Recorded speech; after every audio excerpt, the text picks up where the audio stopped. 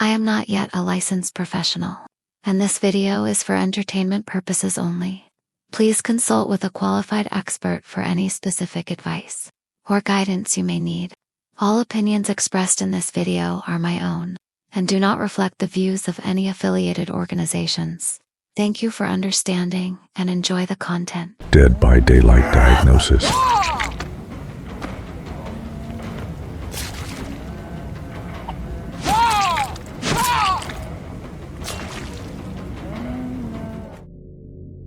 Today's patient is Anna, aka Huntress. I will be giving my psychology opinion as to what mental health disorder diagnosis Anna has, also the analysis of Anna's perks. Then, I will go over what appropriate treatment Anna could use to fight her inner demons. Anna's past and pain has caused deep psychological scars. Born in the desolate red forest of Russia, Anna's early life was marked by severe hardship. Not only did Anna have a hard childhood, she also lost her father and then seen the horrific death of her mother. This overwhelming grief and trauma forced her to confront the raw, unyielding realities of survival at a very young age. In the absence of guidance, Anna had to depend on her instincts alone. Living this lonely path, she began to shed the pieces of her humanity. Isolated in an unforgiving wilderness, the once innocent child gradually succumbed to the harsh demands of survival. Her mind shifted due to chronic isolation.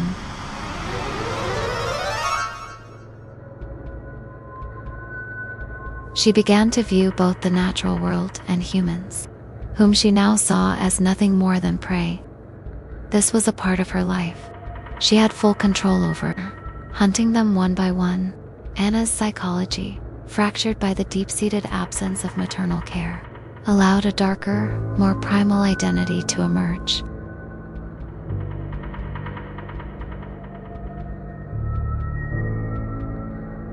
In a desperate attempt to reclaim the warmth and security her mother once provided, Huntress began kidnapping young girls. Her internal conflict, torn between the remnants of human compassion and the overwhelming forces of survival.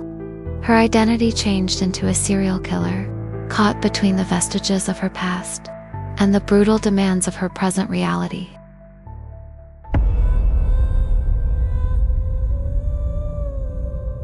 Beyond her mind, twisted by tragedy, her transformation is also intertwined with the influence of the entity, a force that uses personal anguish to drive one on a darker path. For Anna, the relentless pressure of the entity's corrupting presence, amplifying her predatory instincts, sealing her fate as one of the deadliest killers in the game. This story isn't just a backdrop for a horror game. It shows how trauma can lead a broken soul to abandon humanity altogether. This layered narrative invites us to reflect on how deeply our experiences shape who we become, that our environment also contributes to said shaping. If Anna was saved and never entered the fog, would she be different? Anna's early life trauma, from loss, intense, prolonged exposure to isolation and violence. Based on these factors, in real clinical practice, such chronic and severe trauma can lead to complex PTSD. CPTSD often includes profound difficulties in emotional regulation, a distorted self-concept, and long-term interpersonal problems. In the Huntress's case, the relentless trauma and isolation contributed to a deep-seated sense of abandonment and emotional numbing. Beyond the trauma aspects of Anna's behavior, her calculated predatory nature, the abduction of young girls, suggests the disregard for rights, feelings, and well-being of others. In clinical terms, such behaviors are characteristic of antisocial personality disorder, a diagnosis of pervasive pattern of manipulation, deceit, and lack of remorse. When the term psychopath is used, often measured using instruments like the PCLR in forensic contexts. Anna shows many markers of having traits of a psychopath, such as her risk factor, her violent behavior, making her a risk if released in an unknown or normal community. In a real-world diagnostic setting, I would diagnose Anna with complex PTSD and antisocial personality disorder with psychopathic traits. Now, let's look into Anna's perks. First, recognizing that Anna's weapon of choice is a hatchet. She learned to hunt with her father, keeping her memories close. Anna-Huntress lullaby is a perk rooted in psychological manipulation, designed to disrupt survivors' ability to anticipate skill checks. From a psychological perspective, this perk mirrors classical conditioning, a concept in behavioral therapy, where repeated exposure to a stimulus alters responses over time. Beast of Prey is a perk tied to the Huntress, reinforcing the theme of primal instinct and unpredictability. Mechanically, it grants the undetectable status effect when the killer gains bloodlust, removing their terror radius and red stain, making her harder to track.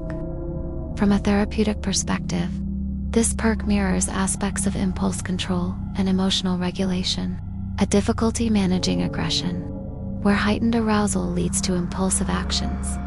Beast of Prey taps into operant conditioning, a behavioral principle where actions are reinforced through rewards.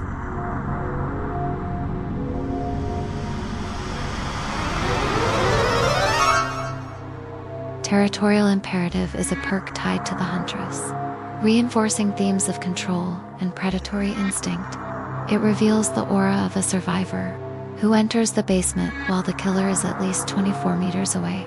From a therapeutic perspective, this perk mirrors aspects of hypervigilance and environmental control.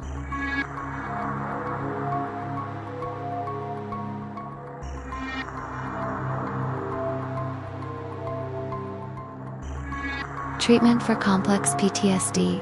CPTSD typically involves a combination of psychotherapy and medication. For Anna, she will need cognitive behavioral therapy to rewire negative thought patterns and develop healthier coping mechanisms. Anna will need to go under exposure therapy to gradually reduce trauma-related distress by safely confronting traumatic memories. I would also put Anna on an antidepressant and a mood stabilizer to manage symptoms like anxiety and depression.